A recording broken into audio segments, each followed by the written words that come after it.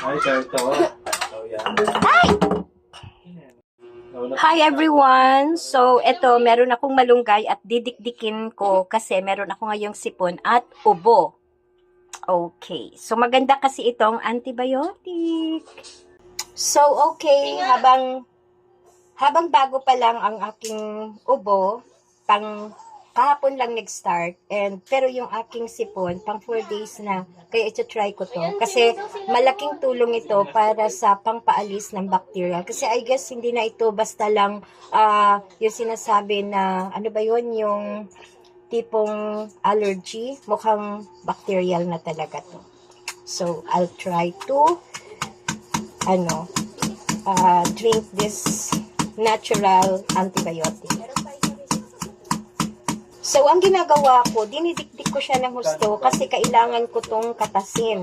Pero, hindi natin ito lalagyan ng tubig.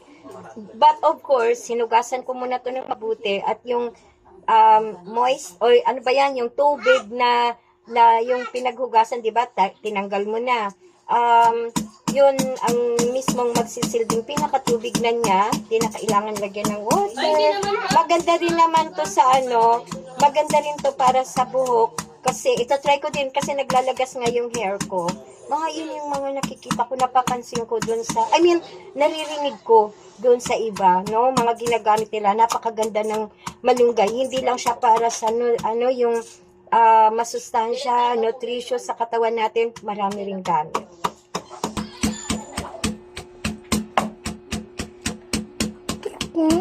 Oh, so ito, dinidikdik ko. Ano ba yan? Ayusin mo. Okay, so ito na nga yung dinikdik na malunggay at kakatasin na natin yan.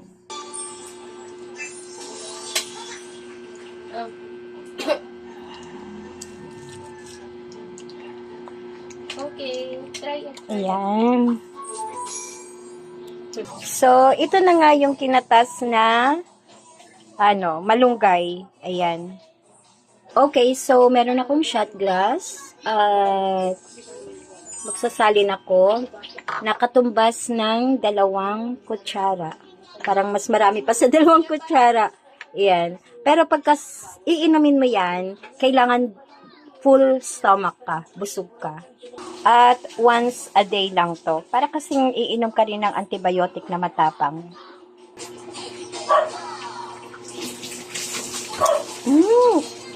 Pangit ng lasa pero okay lang. Gumaling lang ako. Okay, so may natira ko dito at ito naman ay ilalagay ko sa hair ko.